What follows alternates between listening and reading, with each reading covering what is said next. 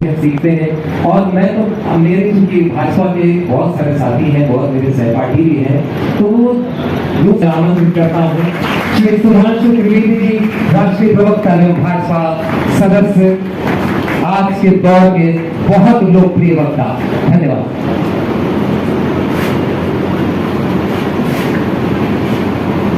बहन और भाई, जैसा कि अभी रवि जी ने भी कहा कि देखिए आज कितने सुखद संयोग है कि आज हम अहिल्याबाई जी की धरती पर हैं और हनुमत जयंती है। हनुमान जी के साथ समस्या क्या थी?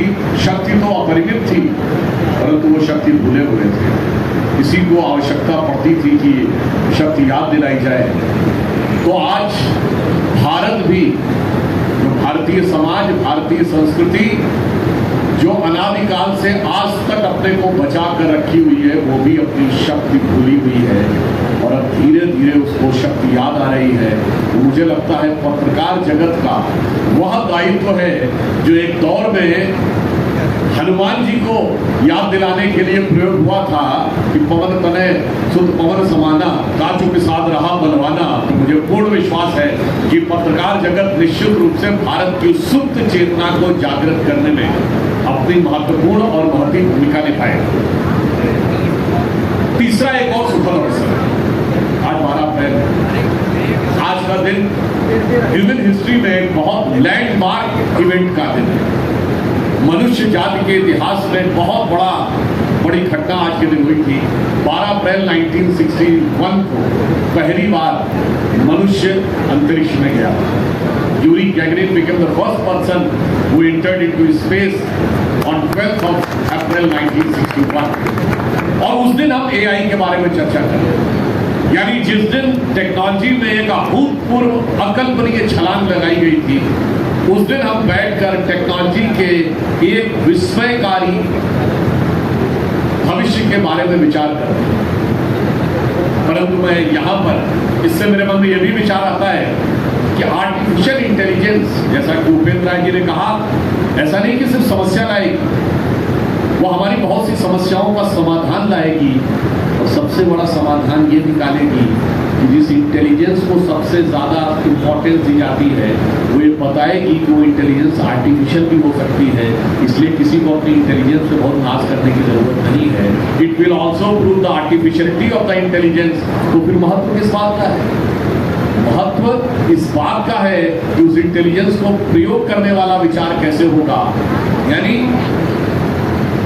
इंटेलिजेंस तो बुद्धि का क्षेत्र है, मगर मन वो चीज है जो बुद्धि को प्रेरित करती है। तो हमारे अंतःकरण चतुष्टय कहे गए, मन बुद्धि चित्त अहंकार। तो बुद्धि को मन की प्रतिक्रियात्मक शक्ति माना गया है। अब यहां से मैं मानता हूं कि टेक्नोलॉजी एक नए डायमेंशन में प्रवेश करेगी जब ये समझ में आएगा कि इंटेलिजेंस को आपने कर लिया, पर उस इंटेलिजेंस का मोटिवेशन फैक्टर कहां पे था? वो था मन। और मन अनुभूति का विषय है। इंटेलिजेंस अनुभूति नहीं करा सकती, बुद्धि प्रतिक्रिया दे सकती है, अनुभूति नहीं करा सकती है। इसलिए मुझे याद आता है कि जब आदमी चांद पे पहुंच गया था और अंतरिक्ष में पहुंच गया था, मैंने बचपन में एक कविता पढ़ी थी। वो आर्टिफिशियल इंटेलिजेंस की जो लिमिट है, यानी किस ऊंचाई तक ले जा सकती है और कहां पे जाकर वो बंध जाती है, उसका अंतर वो बताती है। इंटेलिजेंस हमको ऐसा एनालिसिस दे देगी, ऐसे नॉलेज के बेस से पहुंचा देगी, पर जैसा कि उपेंद्र राय जी ने कहा कि जब पूछा गया कि तुमने कैसे हरा दिया, तो उसके अंदर अनुभूति नहीं होगी। तो एक पंक्ति में कहना चाहूंगा कि आकाश नापने वालों तुम सच सच कहते हो, क्या नाप सके हो तुम धरती की मौन व्यथा? जो हरित शस्य शीतल जल से भी बुझ न सकी, वो भूख प्यास से लिखी कष्ट की करुण कथा। ये जो अनुभूति है सुख की दुख की, ये एआई में होना मुश्किल है। परंतु मैं यहाँ पर एक बात और कहना चाहता हूँ कि अभी अगर आप टेक्नोलॉजी के डेवलपमेंट को देखें और उसके समाज और पत्रकारिता में पड़ने वाले प्रभाव को देखें, तो आपको बहुत सी चीजें समझ में आएंगी। अगर मैं आपसे पूछूं कि लास्ट 125 ईयर्स में जितने भी टेक्नोलॉजी के डेवलपमेंट हुए, उसको सिर्फ 3 शब्दों में समराइज करें, 3 वाक्यों में नहीं कह रहा, 3 शब्दों में। वो क्या है? एटम कंप्यूटर इंजीन्स, लगभग सब कुछ इसमें आ गया। और यही तीन वो क्षेत्र हैं जहां पर एआई भविष्य में नए द्वार खोलने वाली है। कंप्यूटर में क्वांटम कंप्यूटर का दौर, जीन्स में नई जेनेटिक जीनोम सीक्वेंसिंग का दौर, और एटम के अंदर जाके नैनो टेक्नोलॉजी का दौर। ये किस प्रकार के द्वार खोलेगा, किस ढंग की चुनौतियां लाएगा और किस ढंग की नई संभावनाएं लाएगा, ये हमारे लिए विचार करने का विषय है। एक मैं आपको उदाहरण के लिए बताऊं। देखिए, अभी जो कंप्यूटर है वो डिजिटल प्लेटफॉर्म है। आप सबको पता होगा डिजिटल प्लेटफॉर्म बाइनरी में चलता है, 0101। मगर अब जाके हम जब क्वांटम कंप्यूटर के फेस पे आएंगे तो वो डिटरमिनिस्टिक मॉडल में नहीं चलता है, प्रोबेबिलिस्टिक मॉडल में चलता है। अब आप कहेंगे डिटरमिनिस्टिक मॉडल और प्रोबेबिलिस्टिक मॉडल में क्या अंतर है? डिटरमिनिस्टिक मॉडल कहता है 0-1, यानी एक चीज है या नहीं है, इस बेस पर हम कैलकुलेशन करते हुए जाएंगे। प्रोबेबिलिस्टिक मॉडल होता है वो तो अनेक संभावनाओं को हम साइमल्टेनियसली एनालिसिस करते हुए जाएंगे। जैसे मैं आपको उदाहरण देता हूं, आप में से कोई व्यक्ति जो मंच पे बैठा है वो कोई चीज खाए और कहे ये मीठा है, तो डिटरमिनिस्टिक डिजिटल मॉडल क्या कहेगा? मीठा है तो बाइनरी है, 1 मतलब मीठा है, 0 मतलब मीठा नहीं है। परंतु प्रोबेबिलिस्टिक मॉडल क्या कहेगा? जैसे ही उस व्यक्ति ने कहा मीठा है, तो जितने लोग यहाँ पर बैठे हुए हैं उनके मन में अनेक संभावनाएं एक साथ क्रिएट हो गई, क्योंकि देखिए वो अनुभूति उसकी अलग है। अब आप उस अनुभूति को तलाशने के लिए अनेक संभावनाएं क्रिएट हुई, आपके मन में वो आम जैसा मीठा है, अमरूद जैसा मीठा है, कि सेब जैसा मीठा है, कि लीची जैसा मीठा है, कि मिठाई जैसा मीठा है, कि जलेबी जैसा मीठा है। और ऐसी मिठास को आपने जीवन में जब जब अनुभव किया होगा, वो सारी संभावनाएं एक साथ आपके माइंड में प्रोसेस होनी शुरू हुई। यानी एक वर्ड से अगर देखें तो सभागार में millions of probability simultaneously arise करना शुरू। इसको आप समझ सकते हैं कि अब आर्टिफिशियल इंटेलिजेंस नॉलेज को एक नए डायमेंशन में ले जा रही है, मगर वो अनुभूति के दरवाजे पर ले जाकर भी खड़ी कर रही है। और जब अनुभूति का विषय आएगा तो आप ये तय मान लीजिए, जो अगर आप देखें तो भारत में ये क्षमता क्यों है? हम दुनिया के इकलौते बड़े देश हैं जहां आज तक आपने क्रांति नहीं सुनी हो। रूस की क्रांति, चीन की क्रांति, ब्रिटेन की क्रांति, फ्रांस की क्रांति, अमेरिका की क्रांति, सब बड़े देशों में क्रांति हुई, भारत में क्रांति नहीं हुई। क्यों? क्योंकि भारत में सब कुछ बाहर नहीं खोजा जाता, बस पैसा आ जाए सब कुछ खुश, बाप बड़ा ना भैया, सबसे बड़ा भैया। तो दूसरे ने कहा सिंपलीफाइड इकोनॉमी नहीं, पैसा नहीं, फिजिकल प्लेजर ज्यादा है। फिर एक वो फ्रेंच थिंकर था जिसने कहा नहीं, नेम एंड फेम ज्यादा इंपॉर्टेंट, कि समाज में मेरी इज्जत हो। फिर जैसा कि अभी भूपेंद्र राय जी बता रहे थे, एक मैक्स वेबर हुए जिन्होंने सांस्कृतिक प्रभाव आर्थिक विकास पे कैसे होगा उस पर अध्ययन किया, और उन्होंने कहा कि जो रोमन कैथोलिक कंट्रीज हैं वो ग्रो नहीं करेंगे, प्रोटेस्टेंट कंट्रीज ग्रो करेंगे, क्योंकि इंडिविजुअलिस्टिक अप्रोच प्रोटेस्टेंट में है, रोमन कैथोलिक कंट्रीज में नहीं। उन्होंने 1910-20 में कहा, और सच भी था।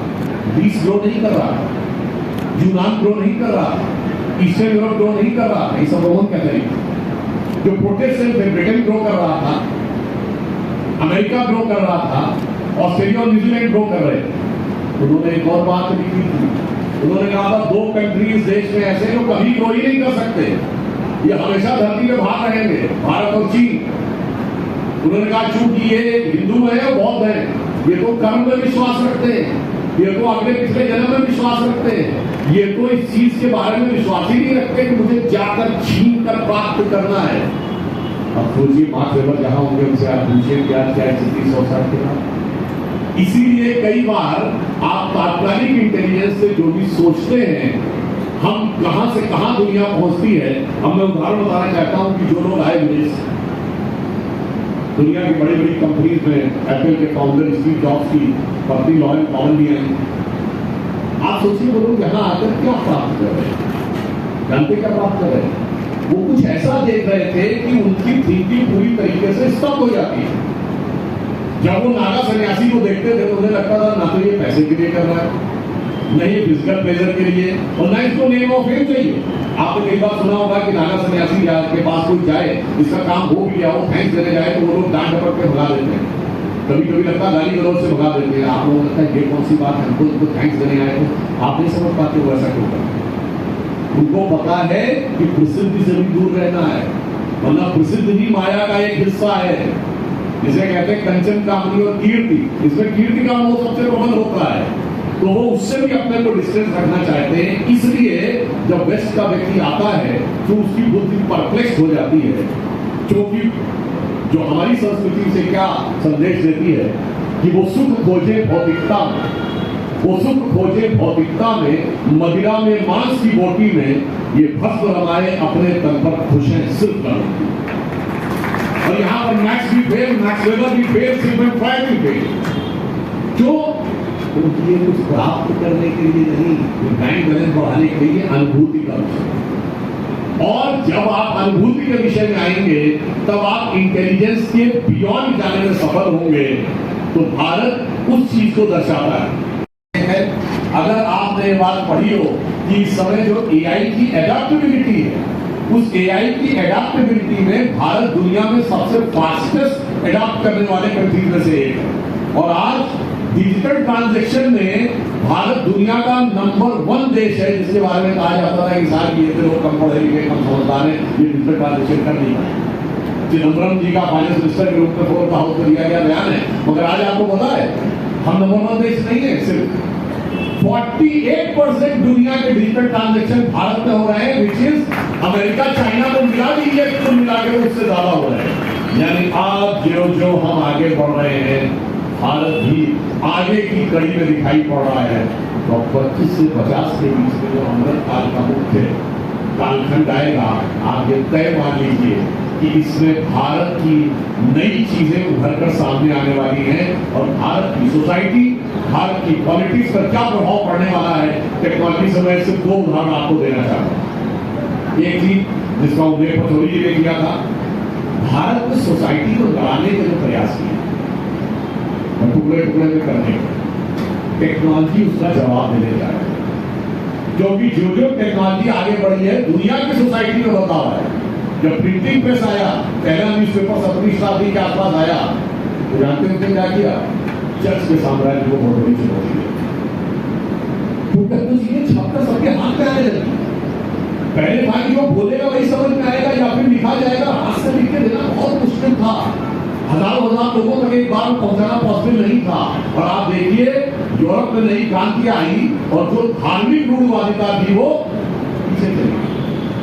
जब से इंटरनेट का दौर आया तो अरब वर्ल्ड और इस्लामिक वर्ल्ड के लिए बहुत बड़ी चुनौतियां खड़ी हो गई। क्योंकि अब जो कुछ बोला जा रहा है, जो लिखा जा रहा है, वो हर आदमी के पास अवेलेबल है। You can not stop. और किसी भी व्यक्ति को, ठीक है, और सारी चीजें मैनिपुलेटेड है, वाला बात है, मगर कंपैरिजन करने के लिए आपके पास बहुत इजी टूल्स अवेलेबल हैं। अगर आप डीप डाइव करेंगे तो 80 से 90% आप हकीकत तक पहुंच सकते हैं। अब इसी कालखंड में आप देखिए भारत के लिए क्या हुआ। जो जो टेक्नोलॉजी आगे बढ़ी, भारत की श्रेष्ठता उभर के सामने आनी चाहिए। मैंने अभी कुंभ का उल्लेख किया, जब लोग बच्चे थे 80 के दशक में, हम सब ने पढ़ा है, जो लोग हमारी जनरेशन के होंगे, हमसे सीनियर जनरेशन के होंगे, कि कुंभ संगम कहाँ है? The conference of Ganga Yamuna and mythical Saraswati. और क्या हुआ? 1990 के आसपास नासा की सैटेलाइट पिक्चर में सरस्वती नदी का ट्रैक किया। उसके बाद जियोलॉजिकल डाटा आया और जियोलॉजिकल डाटा ने जियोलॉजिकल शिफ्ट का सिमुलेशन करके ये भी बता दिया कि 5000 साल पहले वो सूखी। अब एआई आने के बाद वो बनी कब, किस समय वो आगे बढ़ी, किस समय वो सूखी, ये सारे डाटा जो लगता था दशकों लगेंगे आने में, वो 1-2 साल में आने लगेंगे। यानी टेक्नोलॉजी ने दिखा दिया। राम सेतु काल्पनिक है, नासा के सैटेलाइट ने दिखा दिया भाई राम सेतु है। अब जियोलॉजिकल डाटा तो समझ में आता है कि वहां के ऊपर एक रिच बनी हुई है, तो रिच के ऊपर वो बनाया जा सकता था। और आप सोचिए, राम मंदिर का विषय था, रोक लगा दी गई थी, खुदाई नहीं होगी, तो खुदाई तो 1976 में कुछ दिखने लगा था। अब क्या बताएं, टेक्नोलॉजी ने मार दिया। कोर्ट से आदेश करवा दिया था खुदाई नहीं होगी। फिर क्या हुआ? ग्राउंड पेनिट्रेशन रडार की टेक्निक आ गई। ग्राउंड पेनिट्रेशन रडार से जब मैपिंग की गई तो नीचे दिख गया, मतलब किसी ने कहा ऑपरेशन नहीं कराना, अल्ट्रासाउंड तो हो सकता है ना। जब अल्ट्रासाउंड किया गया भूमि का तो दिखने लगा स्ट्रक्चर। फिर 2003 में अटल जी की सरकार ने वो कोर्ट कर दिया, कोर्ट ने परमिशन दे दी और सब कुछ नीचे निकल रहा है। टेक्नोलॉजी आगे बढ़ी और भारत के बारे में अब एक और आप बात समझिए, भारत में लड़ाने का प्रयास किया जाता है, इनके पूर्वज ये थे, उनके पूर्वज ये थे, फलाना ढिमाका, बहुत सारी चीजें होती हैं। आप सोचिए मात्र 30-40 साल पहले की बात है, हम लोग के बचपन में हिंदी फिल्मों की तमाम स्टोरी इसके इर्द गिर्द घूमती थी। तो विलेन हीरोइन से कहता था ये बच्चा मेरा नहीं है, और वो पूरी फिल्म इसी में चलती रहती थी। वो हीरोइन अपनी प्रामाणिकता सिद्ध करने में लगी रहती थी कि बच्चा किसका है। हर 2-3 दिन का काम है डीएनए टेस्ट के बाद। टेक्नोलॉजी ने ये बात बता दी। अब आप सोचिए, अब और टेक्नोलॉजी आगे क्या बता रही है? वो ये कह रही है कि जो आपकी एम्बिलिकल कॉर्ड होती है बच्चे, अब आजकल आपसे डॉक्टर कहते होंगे बच्चे के एम्बिलिकल कॉर्ड बचा के रखें। क्यों? वो कहते हैं इसके एनालिसिस से ये भी पता लगेगा कि इसको भविष्य में कौन सी बीमारी होने वाली है। ये भविष्य में किडनी का पेशेंट हो सकता है कि लिवर का पेशेंट, और इतना ही नहीं, ये भी पता लगेगा कि किस उम्र के बाद होने की संभावना है, यानी 60 साल के बाद या 70 साल के बाद। तो आप अपनी लाइफ स्टाइल को मैनेज कर सकते हैं। तो वो एम्बिलिकल कॉर्ड में जो डीएनए है वो क्या है? It is a pattern of atoms in particular molecule.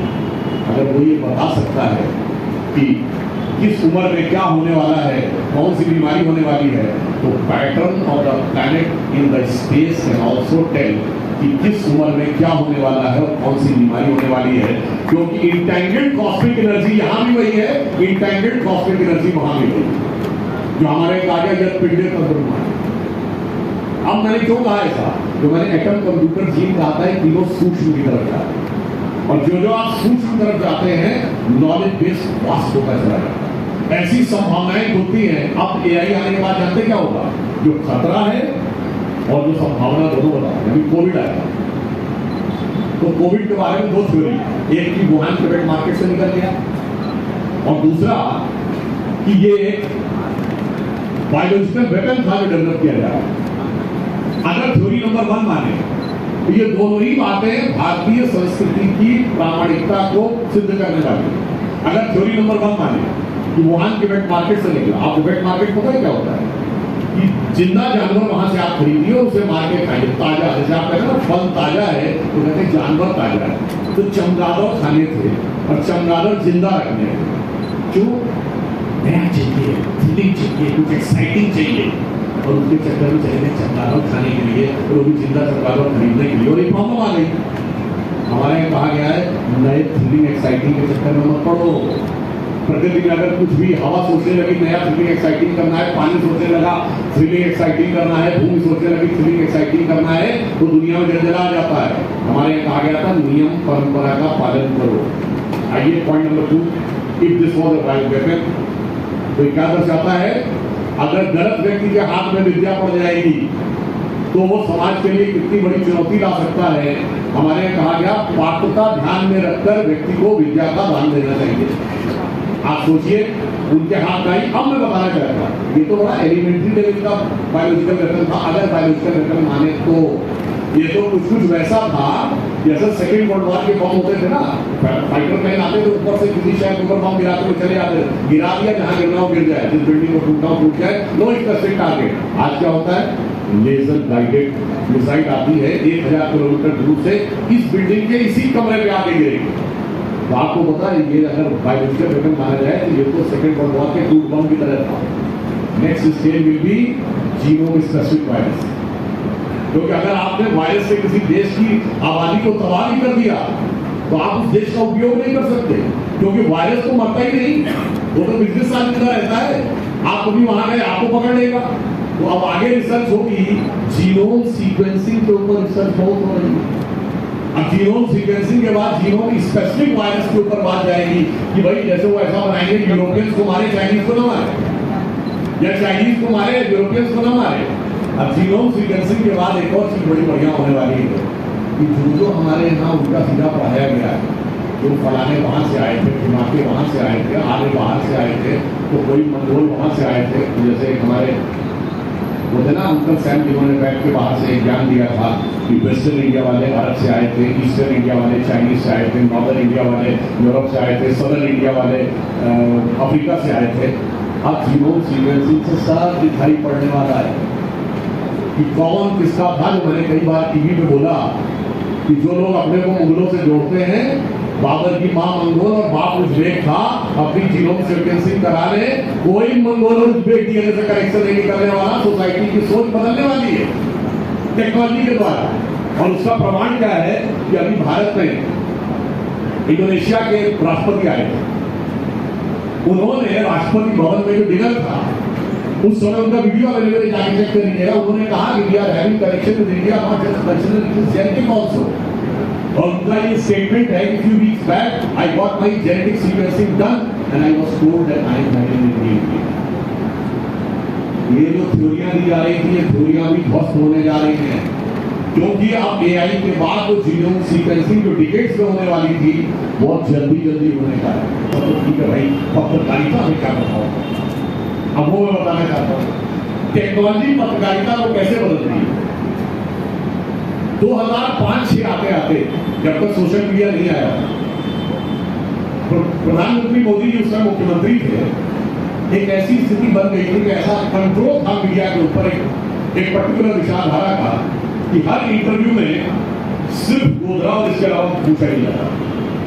Interview देने का औचित्य खत्म हो गया था। ऐसा लगा था कि जो हम बताएंगे वही दिखाया जाएगा, वही पढ़ाया जाएगा और बात समाप्त। मगर टेक्नोलॉजी एक नई आई, सोशल मीडिया, उसने क्या किया, उसने एक बाईपास क्रिएट कर दिया। जैसे कि बांध के ऊपर से जाने का रास्ता, और कुछ ही समय में वो इतनी पावरफुल हो गई कि उसने उस ब्लॉक रोड पे ऊपर से जाकर अपना ट्रांसमिशन शुरू कर दिया। एक डेमोक्रेटाइजेशन ऑफ द इंफॉर्मेशन हो गया। तो चंद लोग जो कंट्रोल करके बैठे हुए थे कि जो पिक्चर हम दिखाना चाहेंगे वही पिक्चर दिखेगी, इसके बियॉन्ड नहीं दिखेगी, तो दूसरी पिक्चर भी दिखने लगी।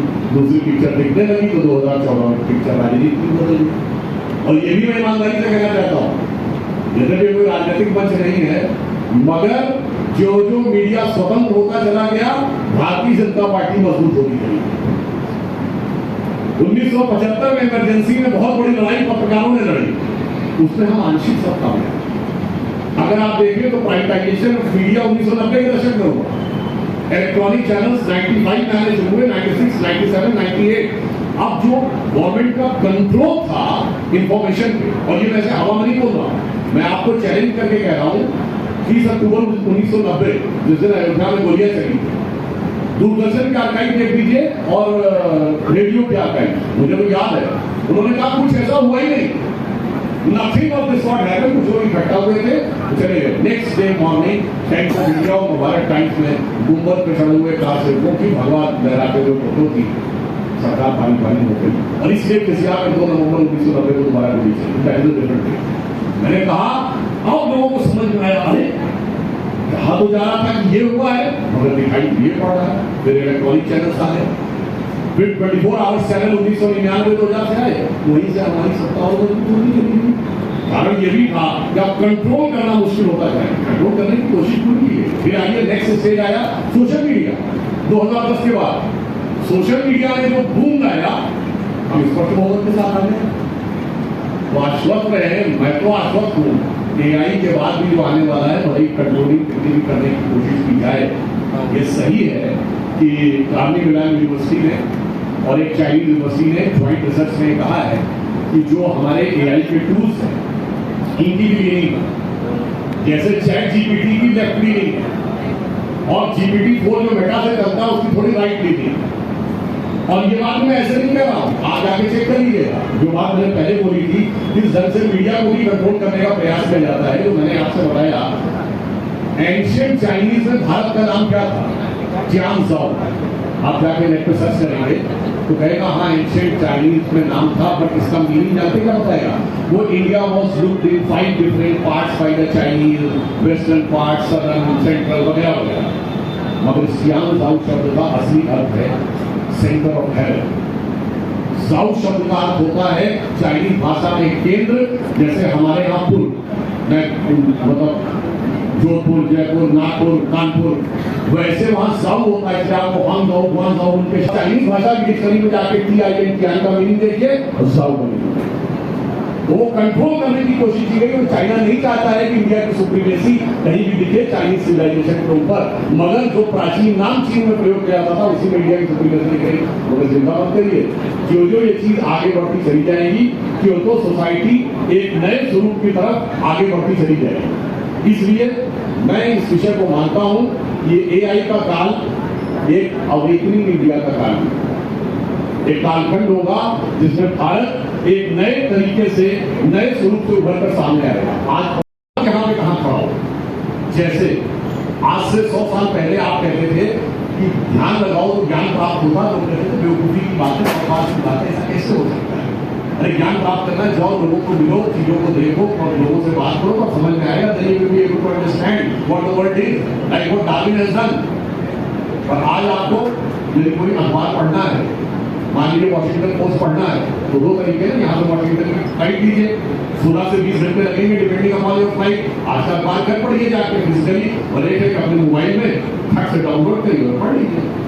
क्यों? मोबाइल एक डिवाइस है, जिसने डिवाइस बनाई है उसने इसके लिए सपोर्टिंग सॉफ्टवेयर बनाया, और जिसने सपोर्टिंग सॉफ्टवेयर बनाया उसने कनेक्टिंग नेटवर्क भी बनाया। उसी प्रकार हमारा शरीर एक डिवाइस है और इसका सपोर्टिंग सॉफ्टवेयर है मन, बुद्धि, चित्त और अहंकार। जिसने शरीर बनाया है उसने सपोर्टिंग सॉफ्टवेयर भी बनाया है, और जिसने सपोर्टिंग सॉफ्टवेयर बनाया उसने कनेक्टिंग नेटवर्क बनाया है। और आपको नेटवर्क से कनेक्ट होना है और फट से वो डाटा आपके अंदर डाउनलोड होना है। अब मैं कहना चाह रहा हूं कि क्वांटम कंप्यूटर AI की बात करें तो क्वांटम कंप्यूटर हमें उस मुकाम पर लाकर खड़ा करने जा रहा है जहां पर कि हमें अनुभूति होगी और वो चीज सीधे नॉलेज में आ जाएगी। तो कुछ बातें जो एकदम बकवास मानी जाती थी हमारी, वो आने वाले टाइम में हमारे लिए एक बहुत उपयोगी और सकारात्मक होती है।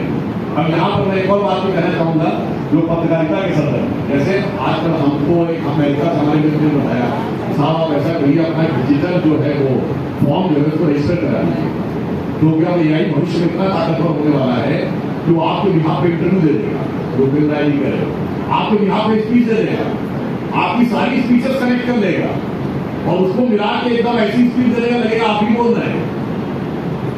तो उनका कहना था और ये भविष्य हो सकता है, जो लोग पब्लिक फिगर होंगे सबको ये कराने की जरूरत पड़ेगी, मगर यहाँ पर मैं कहना चाहूंगा इनपुट डाटा जितना होगा उतना ही वो कर पाएगा। इनपुट डाटा को बियॉन्ड नहीं कर पाएगा।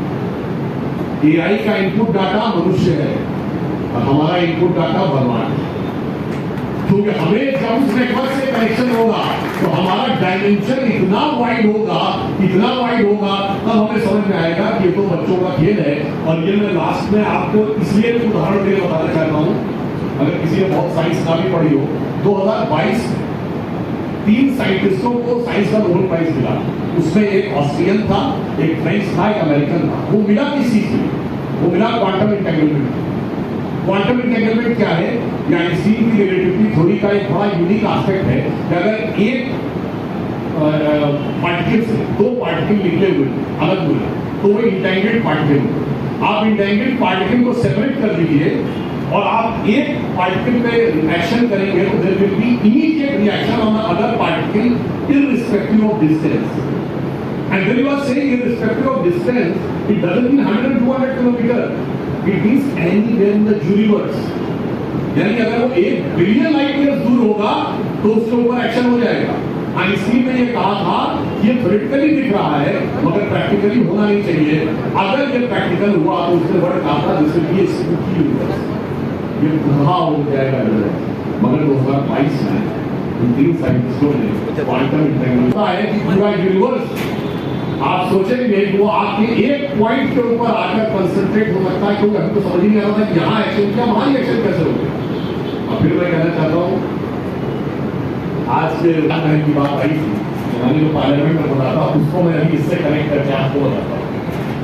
मैंने बात बोली थी कि ताजमहल के साथ एक बहुत बुरा एक्सपीरियंस भी जुड़ा है कि शाहजहां को जेल में रखा था औरंगजेब ने, और वो दूर से बैठ के उस ताजमहल को देखता रहता था और उसे पानी भी लिमिटेड मिलता है, एक सुराही पानी मिलता है। उसने उसको लिखा भाई मेरा पानी बढ़ा दो, और अंग्रेज ने मना कर दिया था कि आप पानी नहीं बढ़ाएंगे, जितना पानी है उसी में काम करो। तो दुखी होकर शाहजहां ने फारसी में शेर लिखा था कि ए बिसर तू अजब मुसलमानी, दे बिदरा जिंदा आप तरसानी,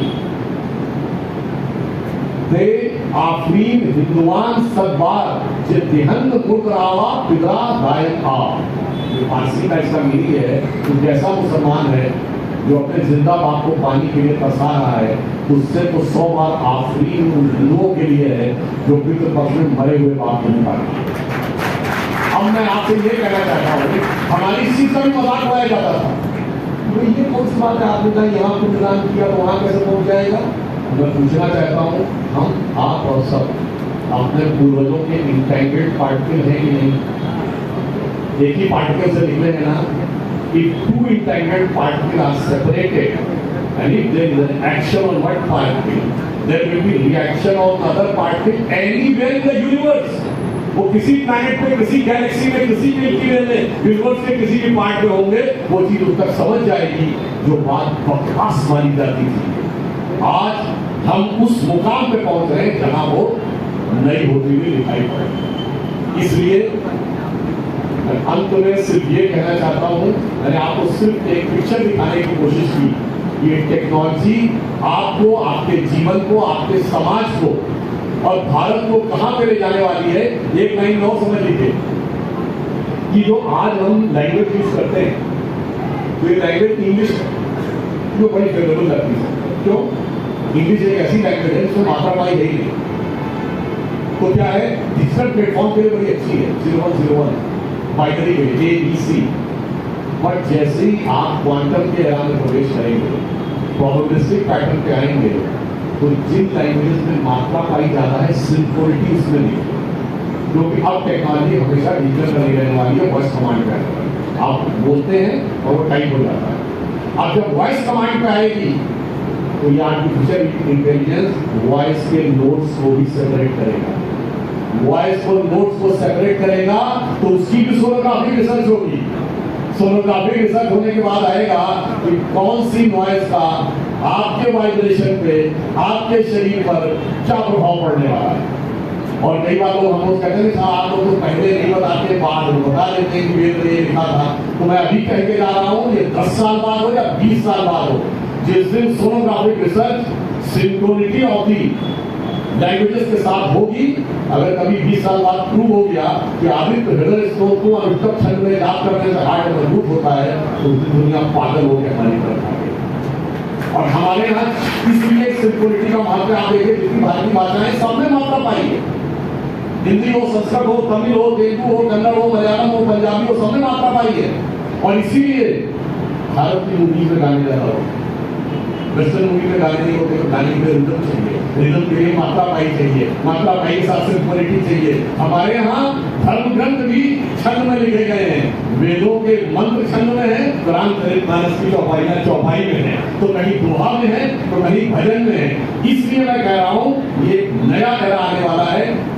वेरी कॉन्फिडेंट, जो प्रधानमंत्री ने कहा था यही समय है, सही समय है, भारत का वक्त आ गया है। हम चाहें या ना चाहें, टेक्नोलॉजी हमें धीरे धीरे उस मुकाम पर लेने जा रही है। और जब हम आगे बढ़ेंगे, हम किसी को दबाने के लिए नहीं आगे बढ़ने वाले। हम वो नहीं है कि हमें किसी को दबाना है, किसी को पीछे करना है, किसी को वो करना है। हमें दुनिया को साथ में लेकर आगे चलना है। हमें सुपर पावर नहीं बनना है, विश्व का मित्र बनना है और विश्व गुरु बनना है। और उसको जिस विचार के साथ बनना है, वो मैं अटल बिहारी वाजपेयी जी की उनका जन्म शताब्दी वर्ष है, इस कविता की पंक्ति से समाप्त करता हूँ, जिसको लेकर वह आक्षेप लगाया जाता था उस हिंदुत्व के विचार के साथ। जो उनकी प्रसिद्ध कविता है हिंदू तन हिंदू जीवन हर हिंदू मेरा परिचय, उसका अंतिम छंद है जो भारत के राइट्स में दुनिया में क्या होगा उसको प्रमाणित करता है। होकर स्वतंत्र मैंने कब चाहा, मैं कर दूं जग को गुलाम, मैंने तो सदा सिखाया है करना मैंने मुझको। गोपाल राम के नामों पर कब मैंने अत्याचार किया, कब दुनिया को हिंदू करने घर घर में नरसंहार किया। कोई बतलाए काबुल में जाकर कितनी मस्जिद तोड़ी, भाग नहीं शब्द शब्द मानव के बड़े जीवने का निश्चय, हिंदू धर्म हिंदू जीवन रग रग हिंदू मेरा। एआई से मस्तिष्क जीतेंगे, हृदय नहीं जीतेंगे, हृदय हम जीत के दिखाएंगे। इसलिए ये टेक्नोलॉजी एक नए युग की तरफ हमें ले जा रही है।